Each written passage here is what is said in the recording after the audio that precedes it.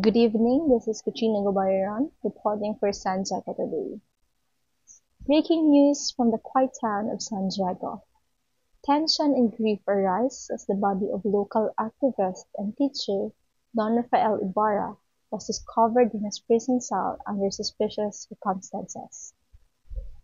Don Rafael, known as advocating reforms and helping the poor, had been arrested weeks ago following a conflict with a Spanish Guardia Civil officer. So sources claim his detention was politically motivated, sparked by accusation from Father Damaso, a powerful figure in the local church. His son Crisostomo Ibarra has just returned from the Europe and was devastated to learn of his father's death.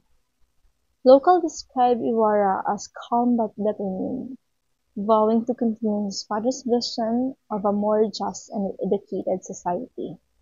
So meanwhile, the townspeople are calling for an investigation while church and civil authorities remain silent. We will continue to follow this developing story. Stay with us for more updates.